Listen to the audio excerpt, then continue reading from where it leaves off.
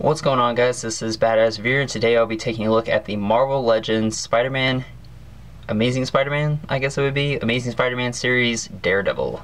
This is part of the Hobgoblin Build-A-Figure wave, and I gotta say, this is probably, in recent years, the best Daredevil figure we've gotten. I would say that, or the Urban Legends Daredevil, which I think is the one I currently have. And that one's a pretty close second, but I think this one is probably the best because he just looks aesthetically correct. It doesn't have weird joints or anything like that. He looks like an actual human being and not like a piece of plastic toy, which obviously they're toys, but at least he looks more realistic, I guess. It doesn't look kind of funky, but that's besides the point. It's still a great figure. He uses the Bucky Cap mold, which is a great mold for figures of this size. I think it fits him perfectly. The paint on him is, I would have to say, pretty fantastic. It's not shaded or anything, but the red that they used for him is almost like a blood red. So it just kind of has this like dark shade of red to him. So you don't really need any shading, and I think it looks perfectly fine just like this. They're using a slightly lighter red, or they're using a, I don't know if it's lighter or brighter, one of the two. It's obviously a different shade of red to distinguish that that's his symbol, and they use it on his gloves, the belt, his little pouch here, and his boots. So it's very nice. The buckles here, such as right here, and the little buckles on the strap are like almost I want to say they're orange. Maybe they're the color of like a grapefruit or something. If that's, yeah, grapefruits are orange and red, right? So yeah, it kind of looks like that, which is nice. It's not just a solid piece of red plastic. So that's nice that they kind of painted that up a little bit. The paint, in terms of the lighter part of the red, this is painted over the dark red. So it's not perfect, but it doesn't look terribly bad, and it doesn't look bad at all. But obviously some of the red's going to bleed through because they didn't put enough coatings, but it's okay because it kind of makes it works that way. It kind of bleeds through, but it kind of gives it a darker, it kind of gives like a shade of red to that. So that's kind of cool how that turns out. Really, that's about it. The body is pretty much the same that you'd come to expect for a Bucky Cap figure mold. I just think this is the perfect mold for him. Very great figure. He was probably one of the figures I was most excited for, along with Spider-Man. So yeah, and the head sculpt is also pretty good. I don't think it's a like reused, well, actually, you know what?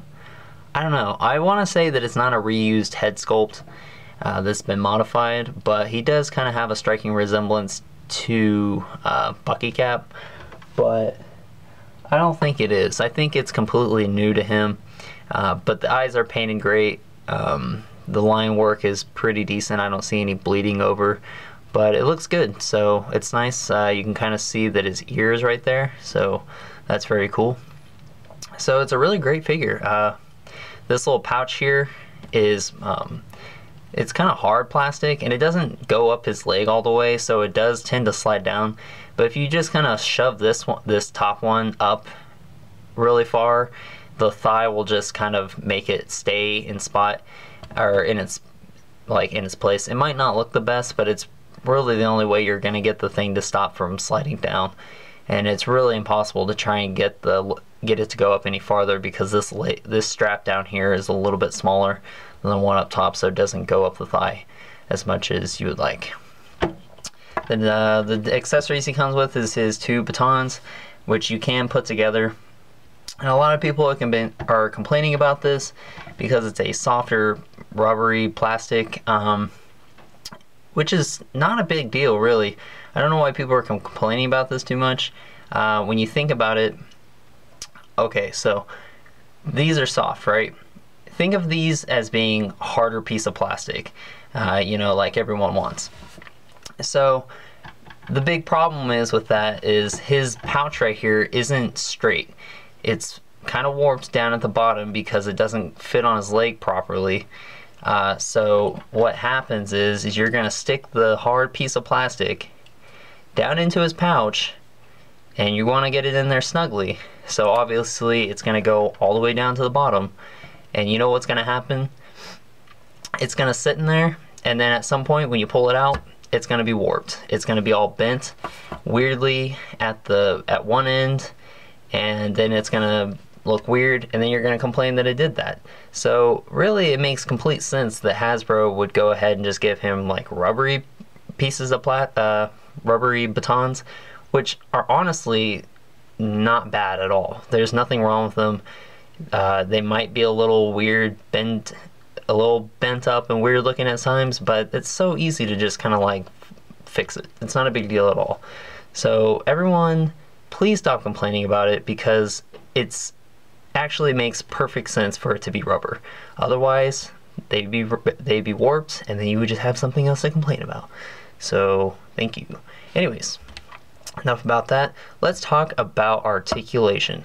His head can go up and down, left and right. Arms can go in and out 360 degrees, really ratcheted. Bicep swivel, double jointed elbows, rotation in the wrist as well as a hinge. He's got an ab crunch which goes forward and back. I was about to say it didn't seem like it went forward very much, but it goes about the average amount that it usually does, so good enough for me. He can rotate 360 degrees at the waist. His legs can go forward and back, in and out. It goes out pretty far. I think it's a little bit farther than the Spider-Man figure, if I'm not mistaken. He's got an upper thigh swivel, double jointed knees, a rotation at the upper part of his boot here. He's got a hinge in the foot as well as an ankle pivot. So there you have it, guys. This is a pretty great figure. If you don't have him, definitely pick him up. I would say he's definitely, at least in my opinion, he's the best Marvel Legends Daredevil that we've gotten.